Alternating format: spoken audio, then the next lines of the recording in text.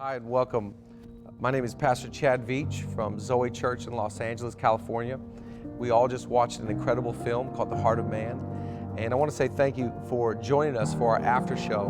Really the point of this whole time is to hopefully make you feel inspired, equipped to begin the journey that you're about to start on. Whether you feel like that is going to be a painful process or a beautiful process, it might be both, but our hope is that for the after show here, that you'll feel equipped and inspired to walk out the beautiful path that God has in store for you. I'm joined by some incredible guests today, and I want to ask these guys today, what is your hope that the audience that just watched this film, what is your hope that the audience will take away from the film? I want to start with you, Dan. What's your hope?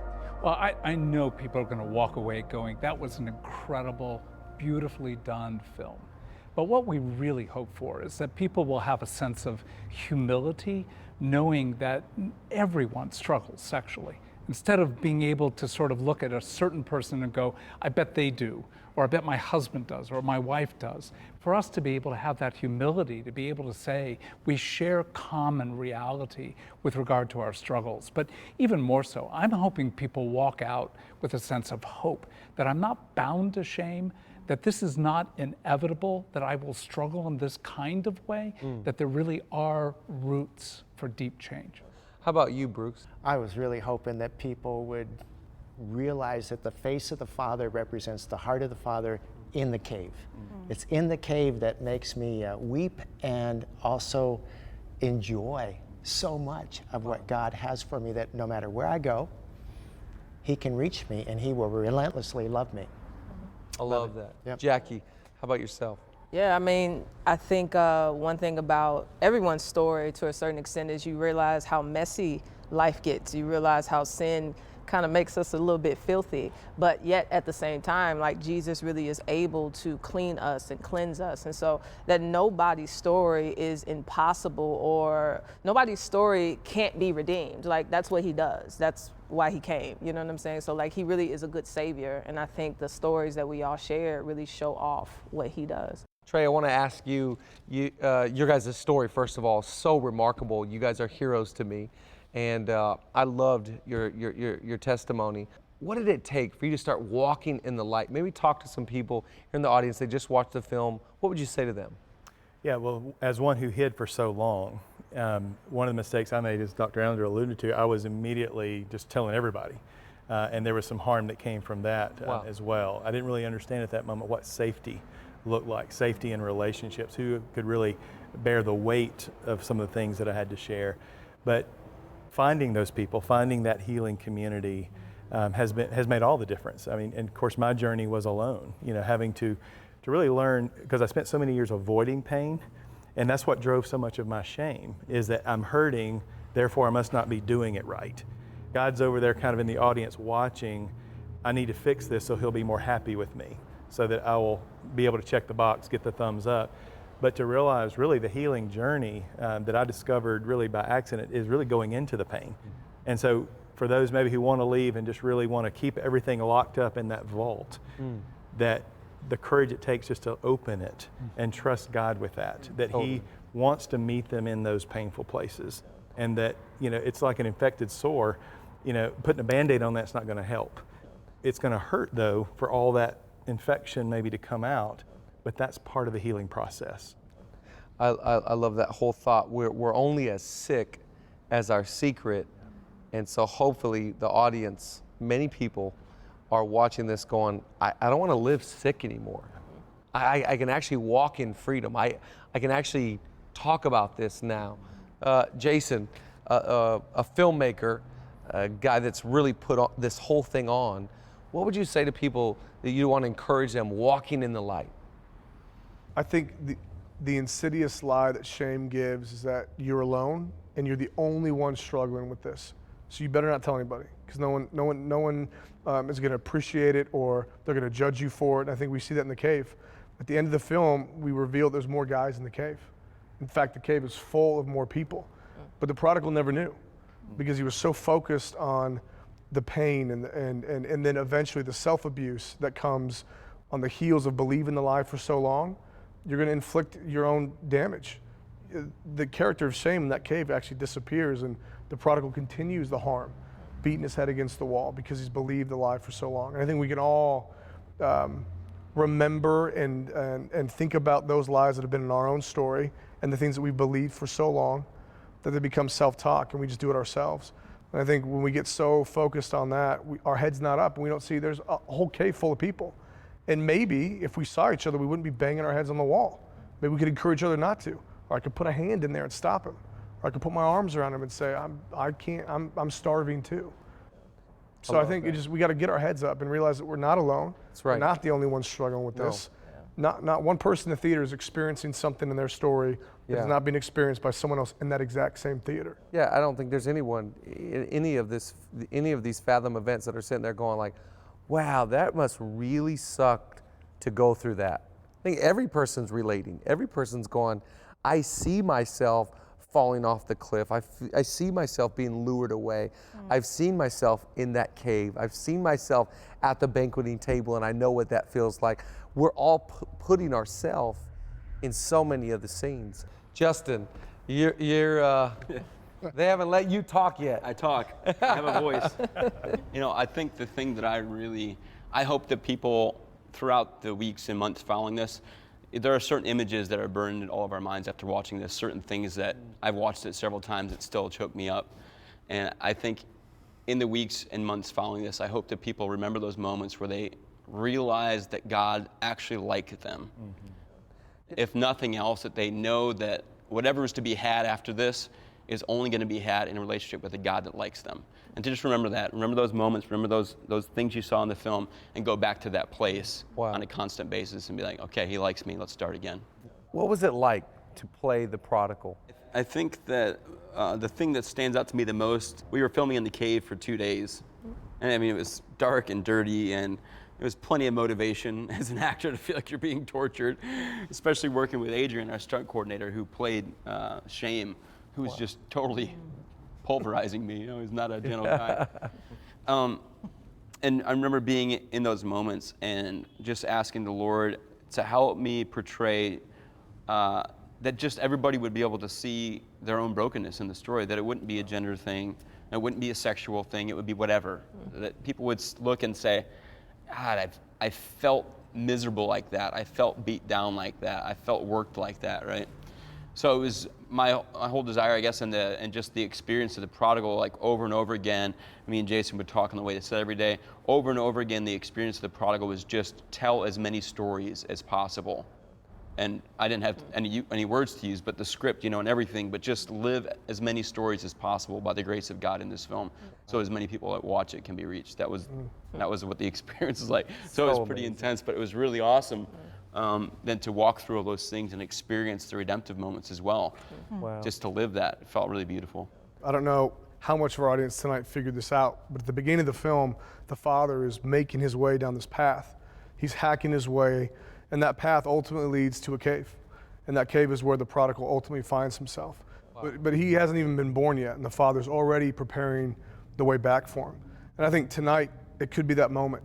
The father's been preparing the way back for somebody tonight, and this movie experience is one of the ways that he's trying to reach them. And he's trying to remind them that his face is toward them.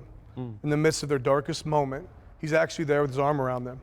And he's saying, there's something so much better for you. There's a better yes. Let's forget about all the no's. Don't do this. There is a much better yes. And that's the reality for all of us. What would you guys say? What's the core message of the film? You just hit on a lot of great thoughts. I love that.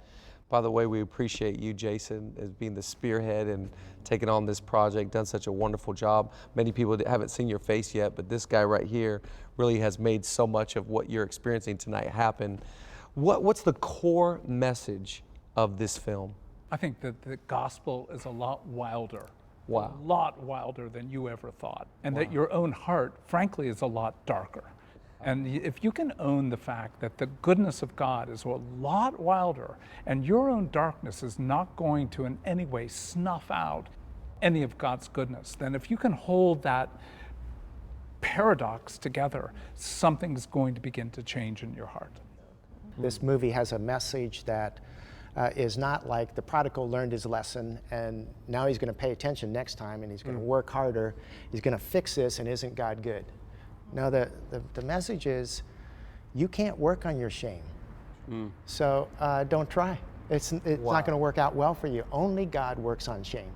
He can only resolve that. And that's the core message for me of this film. I think the reminder for me too, we see at the beginning of the film there's this feast. Everyone's together and feasting, and we're built and designed for community. And then when the prodigal goes off, he's alone, he's by himself. And then at the end, he's back in community. That to me was depicted so many times over the course of the film. Just a reminder, you're not alone. Go find the community that awaits you. Well, I would just say, as one of the filmmakers, it was much more than just making a film. I found myself in moments deciding, do I want to expose this thing in me? Do I want to hide it? Do I want to let somebody into this part of my story, or do I not? And so, like, the day in and day out of making this film was us living out what we wrote and what we shot and what we edited, and it gave us the opportunity. Do I want to live fully known? And can I find relationships where they know me at my worst and love me the most? And I think those sacred friendships, and that's what I would hope tonight, is that you be thinking about who is that in your life that is safe? Who in your life will walk with you at your worst and love you the most? Because those relationships are the catalyst to freedom from whatever we find ourselves in.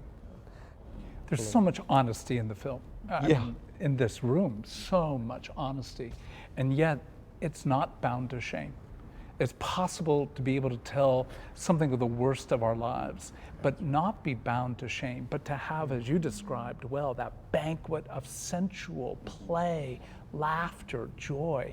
That's really what the Christian life is. It is redemption for the sake of being able to come together to enjoy, and enjoy our own and other people's presences. So that is what I'm most proud of.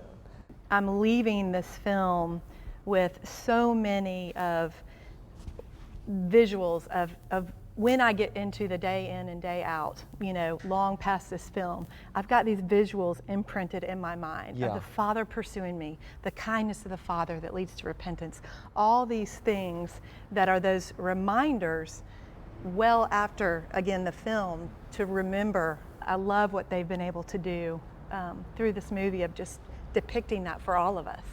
I'm excited about, it's actually done well. I think a lot of Christian stuff is just so corny. And so I think to be a part of Let's something. name a few. Kidding. It's not about that. Jackie, Right. stay focused. That's you. I think to be a part of something that's actually done well and creatively and is excellent is exciting. But also one that when shown will give people kind of this room to confess. Yes. I when I watched it, I imagined old Jackie watching this film, and I feel like it would have been impulsive for me to confess. Like, I have to, because he's coming. He's came. Jesus is here, and if that's what I need to do to get him, then that's what I need to do. And so I think I'm excited to be a part of something that is showing an interesting side of God that some people don't see. I'm excited to be about something that's not about the formula, not the quick fix. Wow. I think so often in Christendom we're looking for that quick formula. Here's my 1, 2, 3, and it's all going to be fixed. And we all know innately that it's not that way. Right. Life is much more complex than that. And I'm just proud to be a part of a project that is not bashful about that. That's really inviting people on a journey that starts tonight. Maybe when you've just seen this film, and now there's some things beginning to stir. And I'm glad that we're doing this as well to begin to give people hope that, hey, you don't have to have it fixed before you leave the theater tonight. Right. But this begins a journey, walking with the safe people like we've talked about, to find people that you can share secrets with, because we're only as sick as our secrets. That's it. And if we can have that safe place to talk openly, true change begins to take place. Exactly.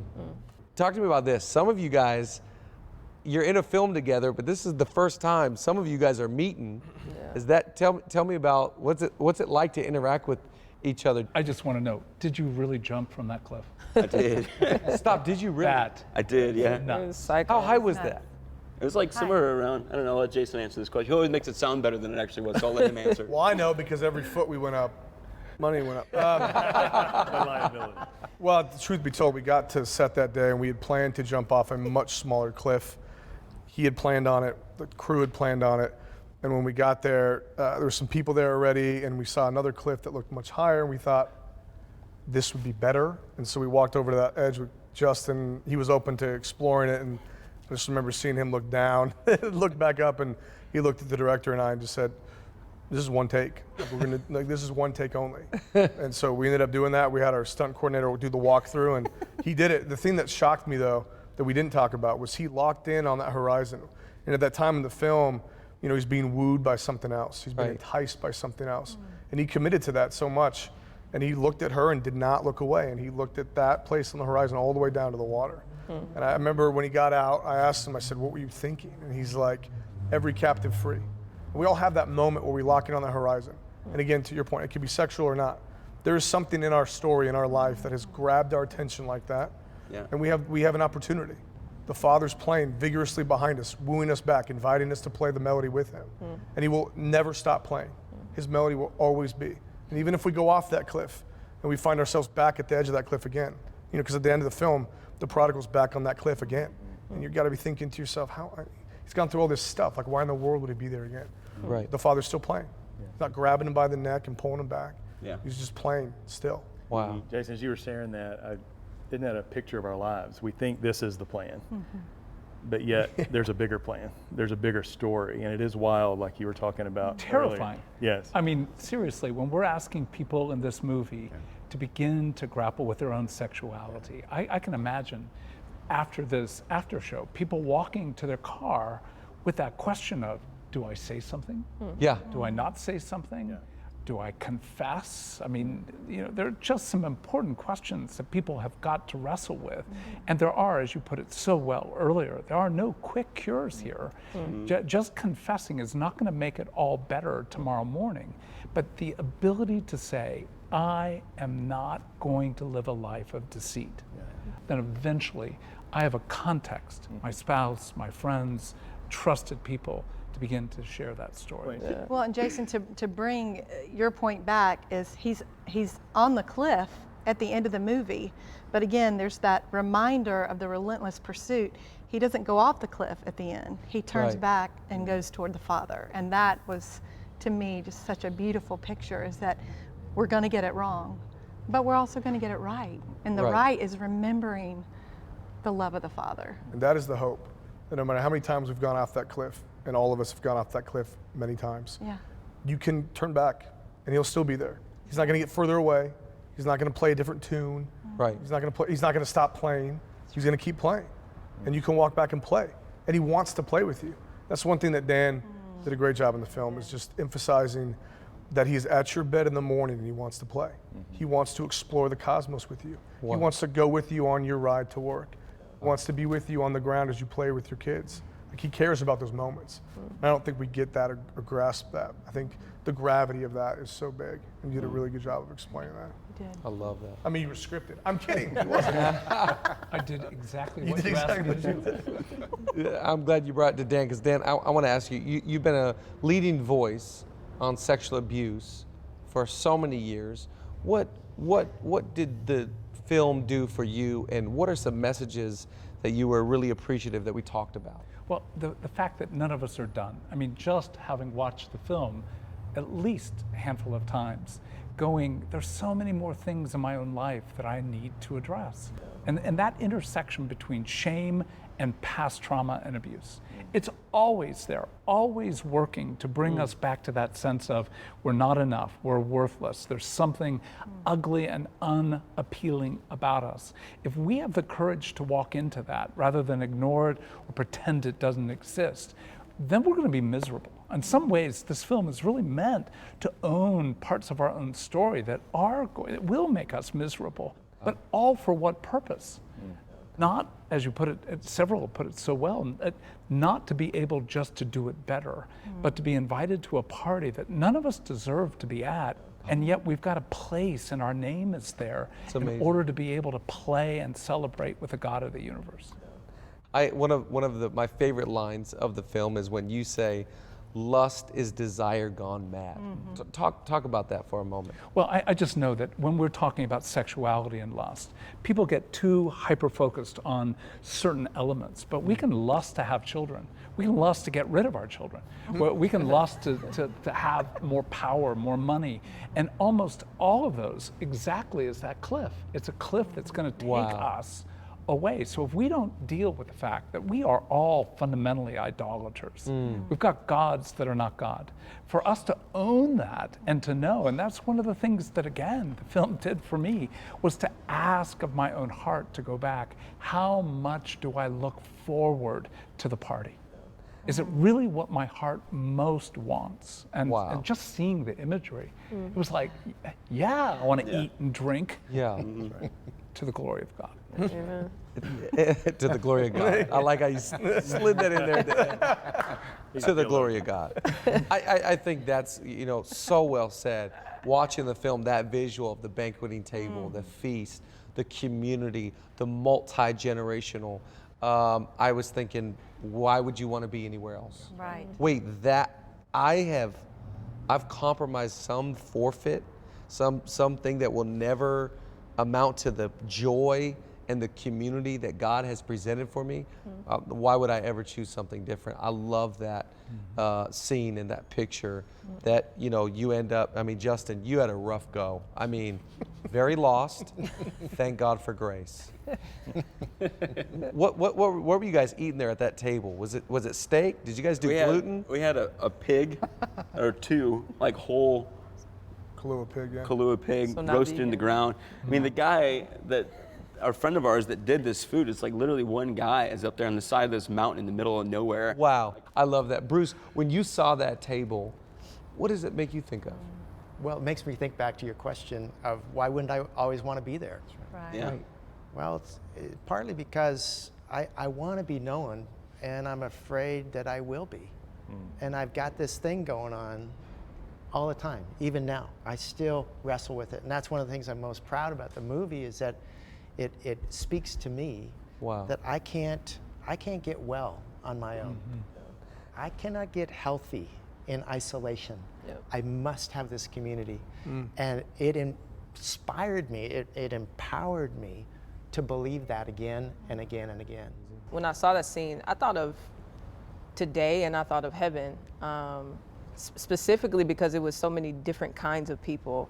Everyone didn't look the same, everyone wasn't the same age, and I think a lot of times we isolate ourselves even from people who we think won't understand because they're different, because their struggle might be different, because they jumped off a different kind of cliff. But I think when you consider God, most of the time, if he's not speaking through scripture, well, he's always speaking through scripture, but he's also speaking through his church. And so it's like, man, he wants to draw us even through community and through people and through conversations, whether that's over meals or over, a tall latte. Whatever the case may be, I think even coming back to the Father and understanding who he is has to take place within the people that he's reconciled to himself, which is the bride of Christ. And so I just love that scene, and the food looked great. What would you say to the female audience? Sin, pain, shame, brokenness is not a gender issue. Right. It's a humanity thing. Right. And I think the way we experience it obviously is probably distinctive, but I think at the same time, that just comes part of the package. You're born, problems. That's just how it is. But I think also we do have a God who has welcomed us both male and female, into his presence, if we would believe in his name and turn from the sins that we find ourselves bound to. And so I think I would say the same thing to a woman that I would say to a man, is that your issues, your difficulties in life, your struggles, the things that you find yourself continuously enslaved to are not stronger than God. They're not. I think the world around us would tell us that. I think our failures would make us believe that. But I think when you really look up, as Jason said, when you look up and see, if God created the universe, if he created the world, then surely he is strong enough to lift off everything that we are enslaved to. And so I think, I don't think the encouragement will be any different. Right. Because we're not different. What would you say, Bruce, if you could say, my prayer for someone watching, people have just watched the film, they're here at the after show, what would a prayer of yours be? A prayer would be that they would be patient with themselves. You know, grace specializes in imperfection. So if this thing is worth doing at all, and it's worth everything, then it's worth doing clumsily. That's the way we start. We don't know how to reach out, and we don't often know how to respond when people reach out to us. And so my hope would be that they would be patient with themselves and realize they're on schedule. If you're making that Tim show, if you're making that choice, you're on schedule, and God will take care of the rest. I love that. Hey, thank you so much for joining us at this Fathom event, watching the film Heart of Man. You know, I hope that you know you can bring this anywhere you'd like. You know, we've brought this to our church. I'm a pastor of a church called Zoe. We're bringing this to our community.